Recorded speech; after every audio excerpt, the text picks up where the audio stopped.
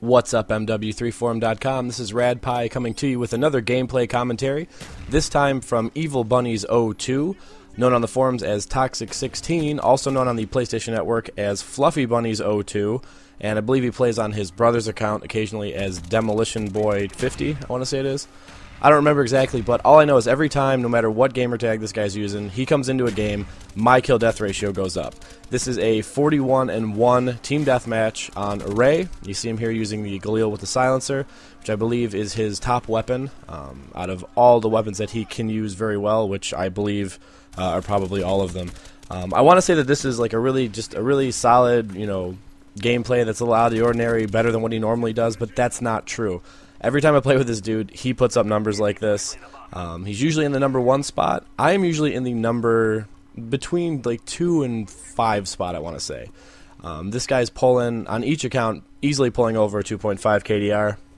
While I, on the other hand, am working on my 1.03 KDR. I just broke the 1.0 barrier about a week ago. During Double XP weekend, actually, which was great. I blame Nuketown 24/7. Which I don't know why they keep doing that. It's a boost. It's all it is a boost. Because it's Nuketown. Everyone knows Nuketown. Everyone knows how to play on it. And every single time that they do one of these things, I think they've had 3 Nuketown 24/7s, I want to say. It might have been 4, I don't remember. Anyway, every time they do it, I'll play Nuketown 24/7 for maybe 3 or 4 hours. I'll go up about 30 levels and kind of walk away for a couple days, and kind of count my blessings with that. But anyway, that's one of the things I wanted to talk to you guys about today is what does KDR mean to you? When you go into a lobby and you see that there are players that are 15th prestige, level 50s, do you look at their stats? Do you pay attention? Do you analyze kind of how they are as a player before you play them based on their numbers? I know a lot of times there's been some argument over KDR boosting, and people that have KDR I'm not going to do another take of this, by the way. Whatever you get is what you get. This is first take for me. Do you think that people with high KDRs are automatically campers? If you're like above a 3, can you assume that person's a regular camper, or do you call them out on it ahead of time, or do you wait until you get into the game to play with them? I, for one, I try really hard not to look at people's stats. I try not to base my judgments on players on what they're playing stat-wise. I'll more look at how much time they've spent in game. Maybe win-loss ratio, I think, is to me is becoming equally as important as KDR. But I mean, if I go into a lobby and I see a bunch of colored clan tags and everyone's like over a 4 or something ridiculous like that, yeah, I kind of lean towards maybe they're a booster. Maybe they're a camper. Maybe they look at the win-loss ratio compared to KDR. Maybe they back out of a lot of games. Maybe they get like 3 kills and leave, and they just do that like 150 times a day. Which I don't understand how people do that. The whole like rage quit to improve your KDR thing, I don't get it. I don't have the patience for it. I mean, we spend so much time waiting for the game to load that it seems kind of a waste to me to just back out because, I got 4 kills and I'm a 4.0 and that's it. Like I could do that, but I just can't bring myself to. A, because it's kind of a pussy thing to do, and B, like I said, because I just don't have the patience for it. And the same thing goes for camping. I think it is true that a lot of times people with obnoxious KDRs probably do spend the majority of their time camping.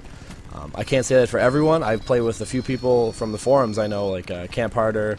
I play with Evil Bunnies, obviously, Bowser, people like them. Where's Mark, who regularly put up 4.0 plus KDRs, and they're not campers. I mean, you go back, look at their gameplays, and they're just sick. They just have great gun skill. They have a great way of going about it, and I see other people who, not necessarily on the forums, but I have gone back and done theater mode for other people that I've noticed were camping, and these are people that have like the 3.5, with 15 days in game, 15th level 50, and all that.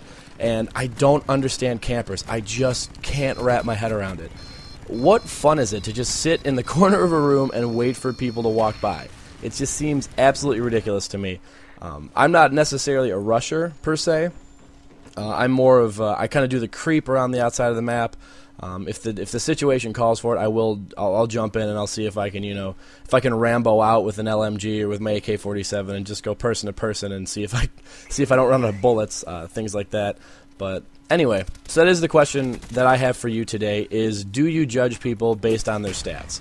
Do you judge how a person's performance is going to be based on the numbers? Nice knife kill. Based on the numbers that they put up and that they have recorded under their gamer tag.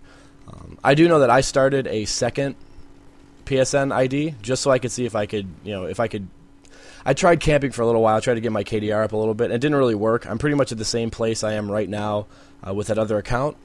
Even though I've worked pretty hard on my current RadPi account just to be able to be competent at this. But let me know what you guys think. Leave a comment on mw3forum.com or my YouTube channel, The RadPi, and tell me, what does KDR mean to you? It's been great. Evil Bunnies 02, awesome gameplay. I will catch you guys later. Make 'em say, oh.